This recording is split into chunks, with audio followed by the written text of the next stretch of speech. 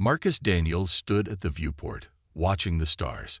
His office in the Earth Defense Initiative headquarters gave him the best view of the night sky, the same sky that now held a threat no one had expected. "Sir, we've confirmed the signal," said Lieutenant Lisa Ward, her voice tight with tension as she entered the room. "It's definitely not from any Earth source." Marcus nodded slowly, his weathered face revealing nothing of the storm brewing inside him. At 52, he had spent his entire career preparing for this moment, hoping it would never come. "Put it on screen," he ordered. The wall display flickered to life. Strange symbols scrolled across it before resolving into English text. The message was short and direct. To the inhabitants of the third planet, your resources are now claimed by the Orcs Collective. Prepare for harvest. Resistance will result in complete extinction rather than partial preservation. Lisa swallowed hard. They sent this simultaneously to every major communications center on Earth. The public will know within hours. And the object? Still decelerating. Current trajectory puts it in orbit around Jupiter in 3 days. Size estimates suggest it's massive, at least 20 kilometers long. Marcus turned from the window. "Call the Security Council. All members. Priority Alpha." "Already done." They're gathering in the main chamber. The walk to the council chamber felt longer than usual. Security personnel lined the hallways, faces grim. News traveled fast, even in a facility designed to keep secrets. Inside, representatives from 12 nations sat around a circular table. The room fell silent as Marcus entered. "Ladies and gentlemen," he began, "at 400 hours today, our deep space monitoring stations detected an object entering the solar system at speeds that defy our current technology. Shortly after, we received a transmission." He nodded to the technician, and the alien message appeared on screens around the room. "My God," whispered President Carmen Vasquez. "Is this verified?" "Yes, Madam President. We've confirmed it's not terrestrial in origin." General William Foster leaned forward. "What are our options?" "Limited," Marcus admitted. "Based on their approach velocity and energy signatures, they're centuries ahead of our technology." The room erupted in anxious chatter until Marcus raised his hand. "However," he continued, "we may have one advantage. They don't know about Project Sentinel." The room fell silent again. Project Sentinel was the most closely guarded secret on Earth, a discovery made 20 years ago that had changed everything. "The alien ruins we found on Mars," said Dr. Richard Patel, his voice barely above a whisper. "You think the technology we recovered might be enough to give us a fighting chance?" Marcus finished. "The Martian civilization was destroyed by something. Their defensive systems were remarkable. We've spent 2 decades reverse engineering what we found." "But it's untested," objected the Chinese representative. "We have no idea if the systems will work against this Orcs Collective." Marcus nodded. "True, but right now, it's the only card we have." He tapped his tablet, bringing up schematics of installations hidden across Earth and throughout the solar system.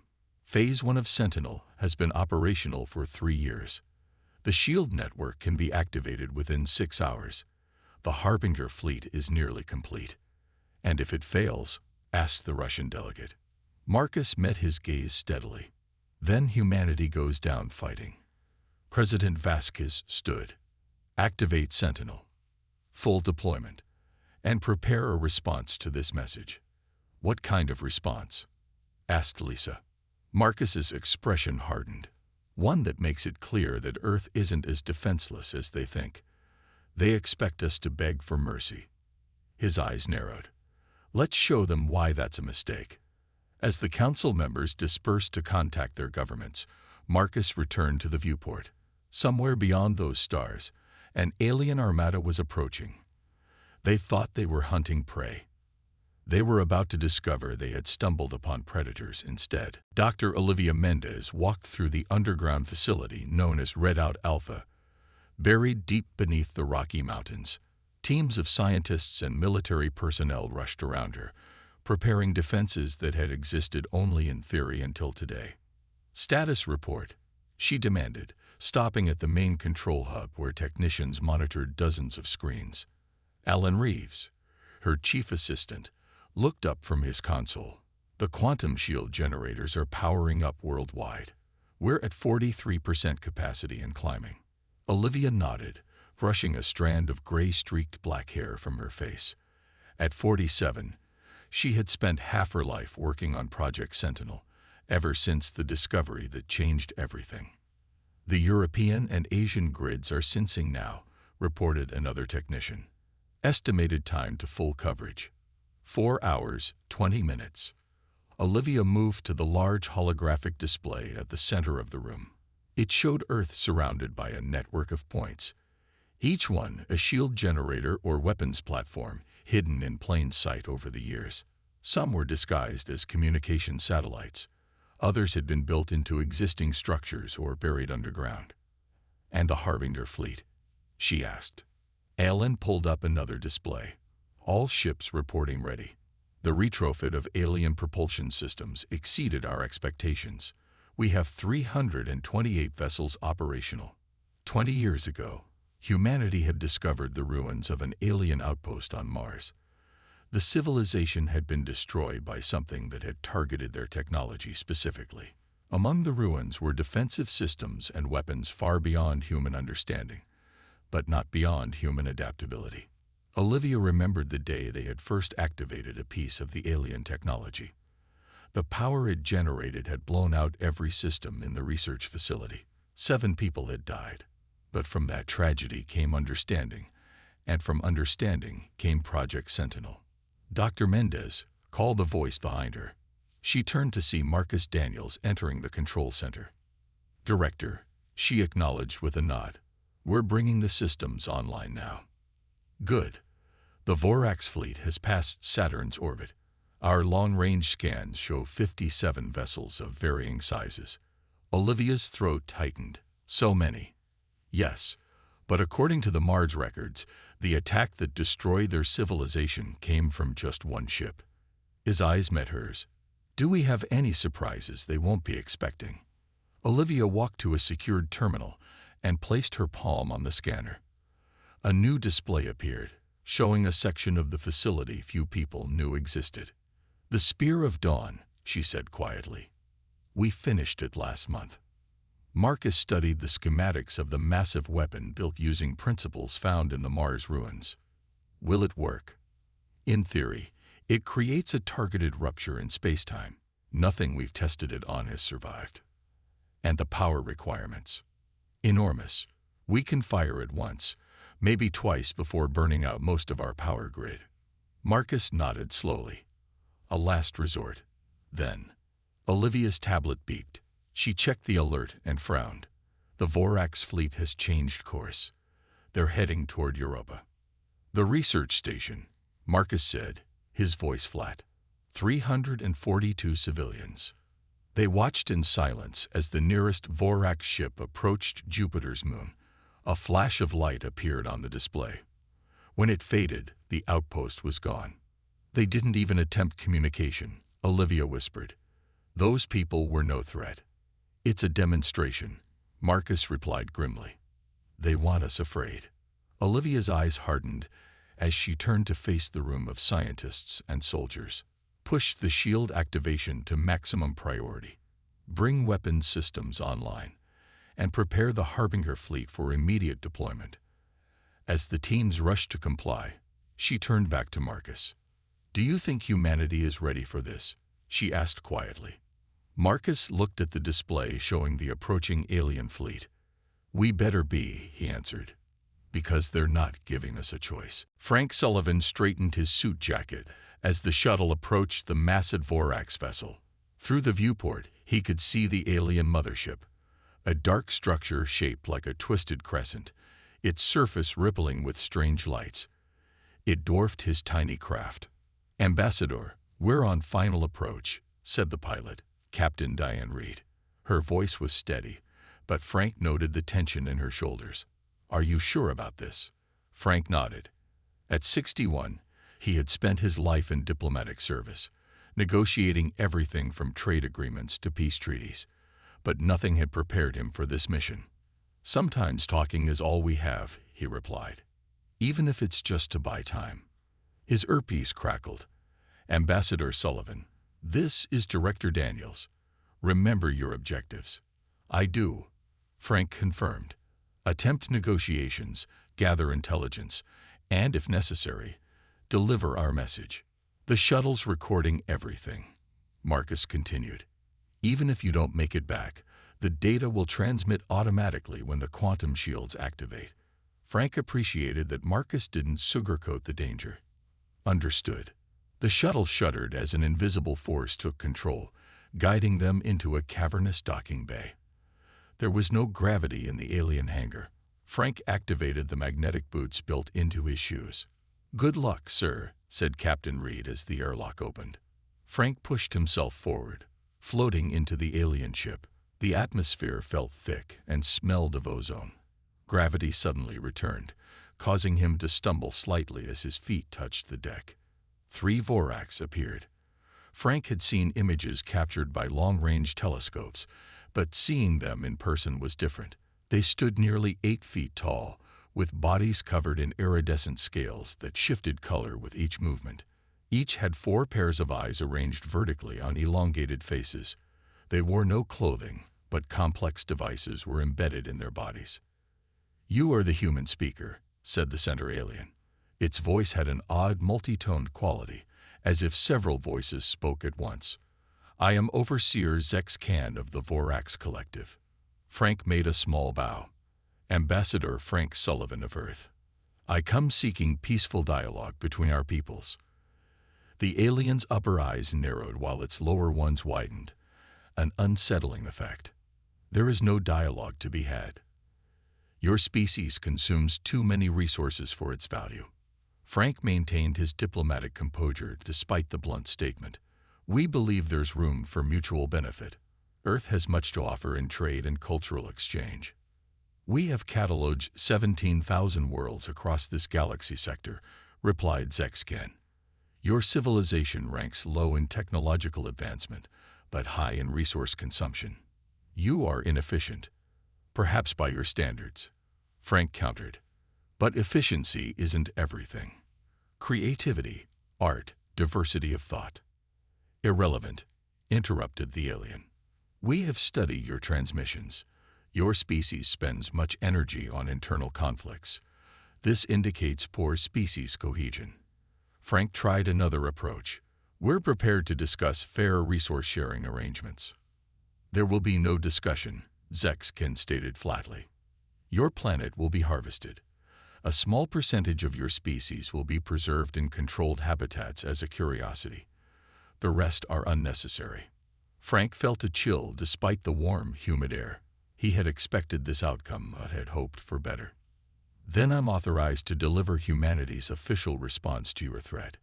He reached into his pocket and withdrew a small metallic sphere.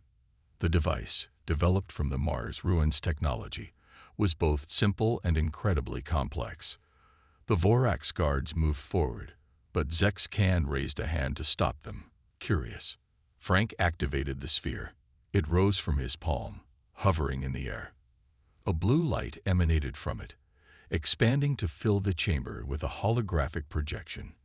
"This," Frank said calmly, "is humanity's final warning." The hologram expanded, filling the chamber with a 3-dimensional image of Earth.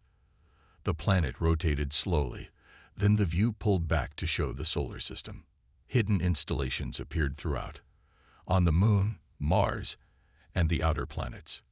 Zex Khan and the other Voraks watched, their multiple eyes tracking the display with increasing attention. The hologram shifted to show a weapons test in the asteroid belt. A seemingly ordinary satellite activated, releasing a beam of concentrated energy that completely vaporized an asteroid half a kilometer wide.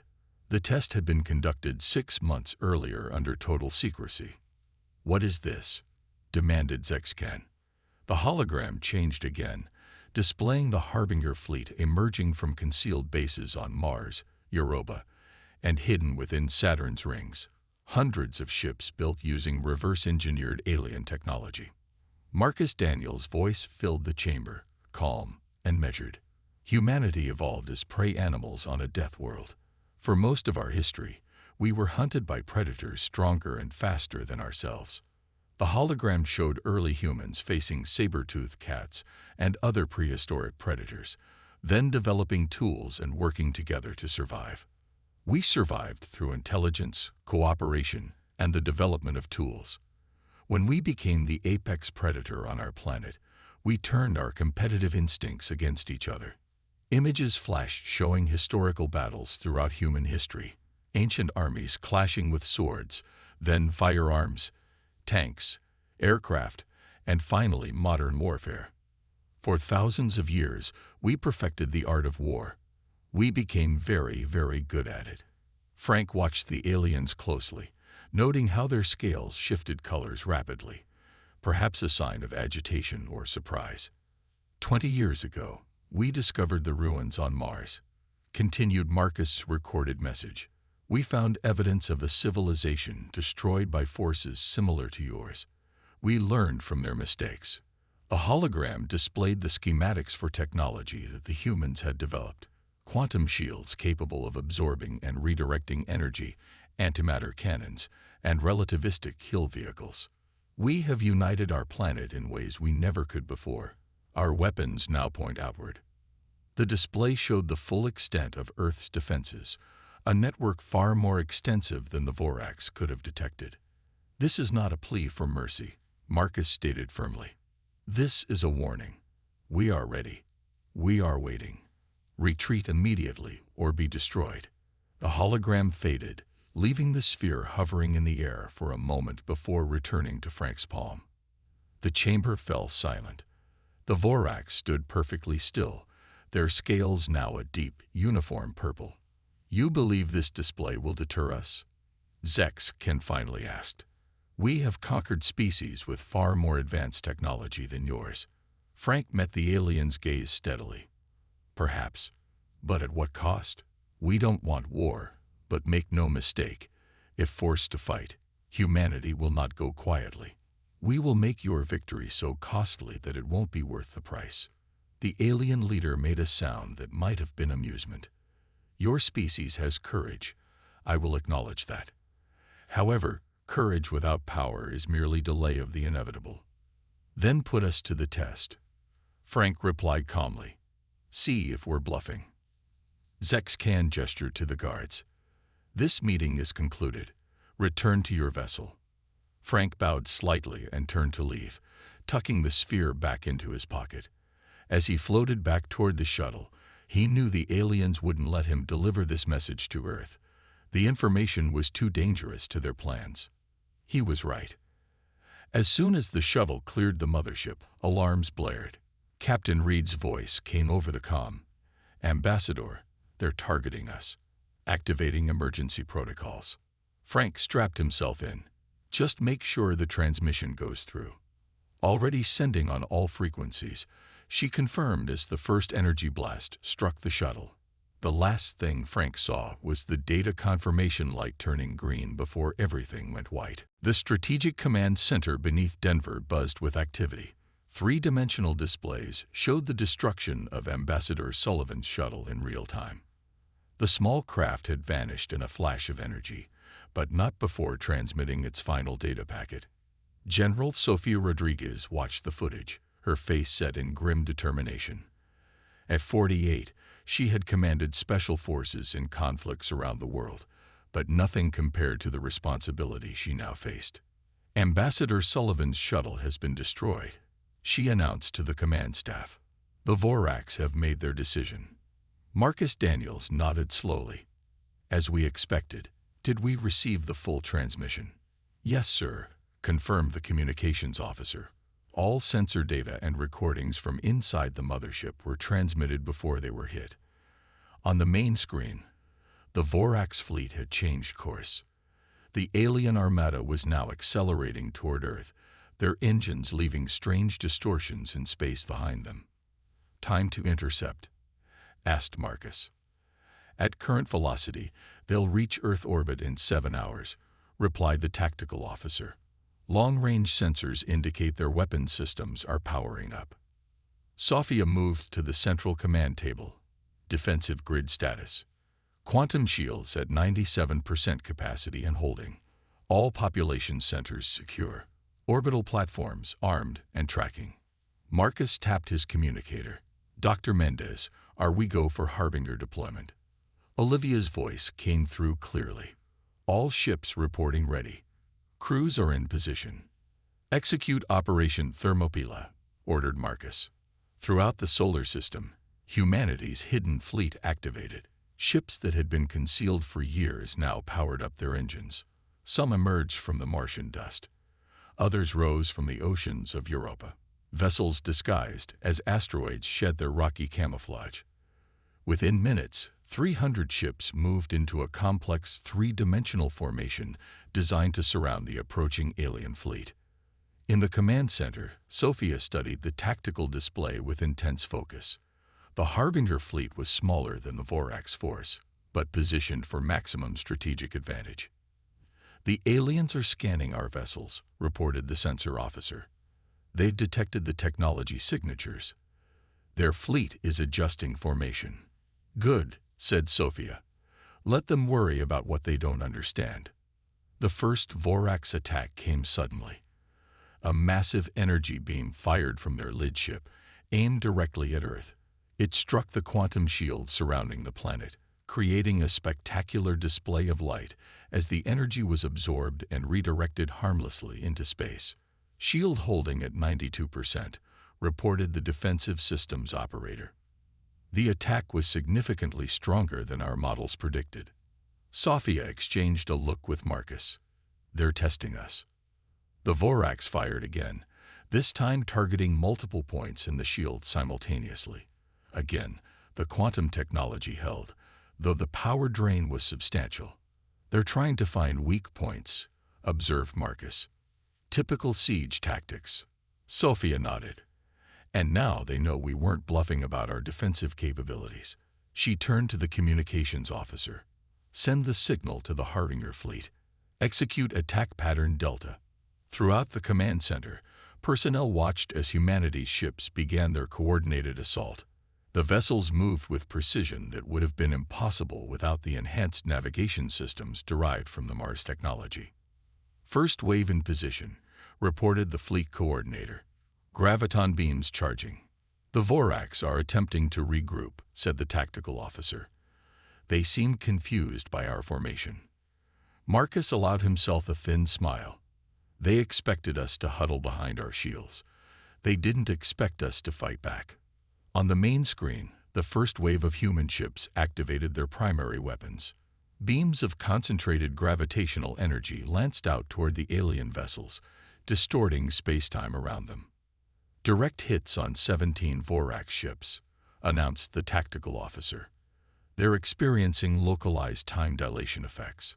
Their response time has been reduced by approximately 70%. Sophia looked at Marcus. It's working. Phase 1, he replied. But they'll adapt. They always do. The Vorax fleet reeled from humanity's first strike. Several of their smaller vessels drifted helplessly, caught in gravitational distortions that warped space around them. Their larger ships attempted to regroup, firing wildly at the nimble human vessels that darted between them. In the command center, Olivia arrived to join Marcus and Sophia, her eyes fixed on the tactical displays. Their technology is impressive, she observed, studying the sensor readings from the battle. But their tactics are basic. They rely too heavily on technological superiority. They're used to fighting pre-spaceflight civilizations, Marcus replied. Races that surrender after the first show of force. Sophia pointed to a section of the display where the second wave of Harbinger ships moved into position. RKV launchers ready. Armed and targeting, confirmed the weapons officer. Relativistic kill vehicles locked on 14 primary targets. The Harbinger ships launched their weapons. Tungsten rods accelerated to near light speed. Against such velocities, even the advanced shields of the Vorax provided little protection. The rods struck with forces equivalent to nuclear detonations, but without the radiation. Direct hits on all targets, reported the tactical officer. 7 Vorax vessels destroyed. 4 critically damaged. The command staff allowed themselves a brief moment of celebration, but it ended quickly as new alerts sounded. The Vorax mothership is moving, announced the sensor operator. It's breaking formation and accelerating toward Earth. The massive alien vessel dwarfed everything else in the battle. Nearly 20 kilometers long, it had remained at the rear of the Vorax formation until now. All defensive platforms target the mothership, ordered Sophia. From Earth's orbit, concealed weapons platforms activated. Antimatter cannons, built using principles discovered in the Mars ruins, fired with precision. Beams of concentrated energy struck the mothership's shields, creating ripples of disturbed space. Minimal damage, reported the weapons officer. Their flagship has significantly stronger defenses than their escort vessels. The mothership returned fire. A strange wave of energy spread outward from it, different from anything they had seen before. When it reached Earth's quantum shield, the protective barrier began to flicker. Shield integrity dropping. 84%, 76%, 63%, called out the defensive systems operator, their voice rising with alarm. They're using some kind of resonance weapon that's destabilizing the quantum field. Olivia rushed to a specialized console, her fingers flying over the controls. The shield harmonics are being disrupted. I'm attempting to compensate, but the shield will fail in approximately 12 minutes if they maintain this attack. Marcus's expression remained calm despite the crisis. General Rodriguez, prepare ground defenses. All non-essential personnel to evacuation shelters. Sophia nodded grimly and began issuing orders to planetary defense forces. Marcus turned to Olivia. Is the Spear of Dawn ready? She nodded. Yes, but using it will drain nearly 40% of our global power reserves, and we've never tested it at this scale. We're out of options, Marcus replied. He keyed his communication channel. All units, execute Protocol Lazarus. Throughout the solar system, hidden installations on every major moon and planet activated simultaneously. These were the final layer of defense, developed from the most advanced technology found in the Mars ruins. The installations generated a complex web of gravitational distortions, creating a three-dimensional trap around the remaining alien ships. The Vorax vessels suddenly found themselves fighting against impossible forces, their movements slowed and restricted. Gravitational containment field stable, reported the systems operator. The Vorax fleet is immobilized except for the mothership. It's still partially mobile and maintaining its attack on our shields. Shield integrity at 41% and falling, warned another technician. 9 minutes to failure. Marcus looked at Olivia. Activate the Spear of Dawn. Target the mothership. Beneath the Rocky Mountains, deep in the heart of Redoubt Alpha, a massive chamber hummed with energy. The weapon they had built from the Mars technology, humanity's last resort, began to charge. On the main display, they watched as the containment field held the Vorax fleet in place. The mothership struggled against the gravitational forces, still firing its resonance weapon at Earth's weakening shields. Spear of Dawn at 60% charge, reported Olivia, monitoring the power levels. 4 minutes to firing solution. Sophia checked the shield status. Shield integrity at 29%. It's going to be close. Marcus's eyes never left the display. We only need one shot. 3 days had passed since the battle. The skies above Earth were clear once more, though occasionally the quantum shield would shimmer faintly in the sunlight, a reminder of how close humanity had come to disaster. The Vorax mothership drifted in a stable orbit, surrounded by Harbinger vessels. Most of the alien fleet had been destroyed when the Spear of Dawn fired. The weapon had torn a hole in space-time, swallowing many of the Vorax ships. The mothership had survived, but its main systems were crippled. Marcus Daniels sat alone in a secured conference room aboard the orbital command station. The door slid open, and 2 security officers entered, escorting the captured Vorax commander. Zexcan moved awkwardly in the Earth normal gravity. Without the implants that had been removed for security reasons, the alien looked less imposing. A translator device had been fitted to allow direct communication. "Sit," Marcus said, gesturing to the chair across from him. The alien folded its long limbs and sat. Its scales had faded to a dull gray, which human scientists believed indicated stress or possibly illness. "Your species is unexpected," admitted Zex Can after a long silence.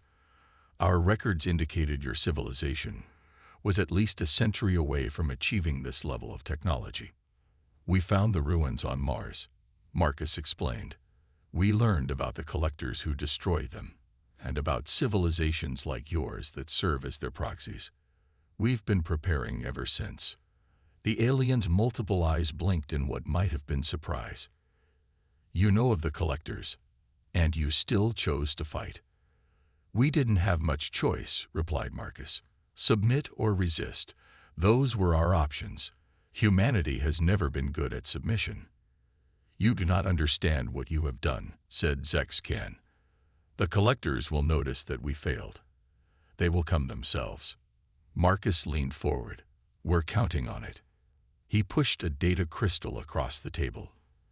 "You're being sent back to your people with a message. This contains detailed information about our defensive capabilities and a proposal for peaceful contact and exchange." The alien stared at the crystal. "Why would you share such information?" "Because we want your people to make an informed decision," Marcus said. "Humanity will not be harvested, studied, or subjugated. We aren't interested in conquest, but we will defend ourselves with everything we have." Zex Can picked up the crystal with long, nimble fingers. "And if we choose to return with a larger fleet?" Marcus smiled thinly. "The choice is simple. Respect our sovereignty or face extinction." "The collectors will still come," insisted the alien. "They have destroyed civilizations far more advanced than yours. Tell them we're ready, and we're waiting." After the alien was escorted out, Marcus remained seated, staring at the empty chair. The door opened again, and Eleanor West, the Secretary General, entered. "That went as well as could be expected," she observed, taking a seat beside him. They watched through the viewport as a small shuttle departed the station, carrying Zex Can back to the damaged mothership. "Do you think they'll really back off?" Eleanor asked. "Perhaps not," Marcus replied. "But we've shown them that conquering Earth would cost more than they're willing to pay." The shuttle docked with the Vorax mothership. Within hours, the damaged vessel began to move, limping away from Earth on auxiliary power. "And what about these collectors?" Eleanor asked. "If what the alien said is true, then we keep building. We keep preparing." Marcus stood and walked to the viewport, looking down at Earth. From orbit, he could see the faint glow of quantum shield generators spread across continents, a network of protection that had saved humanity. "The Mars civilization fell because they weren't ready," he continued. "They didn't expect the attack. We have something they didn't." "What's that?" "Forewarning, and the most powerful motivation in the universe." "Which is?" Marcus turned back to face her. "The will to survive. Humanity has faced extinction-level threats throughout our history. Ice ages, plagues, our own weapons. Each time, we've adapted and overcome." As they watched, the Vorax mothership accelerated away, becoming a distant point of light among the stars. "We've served notice to the galaxy," Marcus said quietly. "Humanity will not go quietly." Eleanor nodded, her eyes on the stars. "Let them come."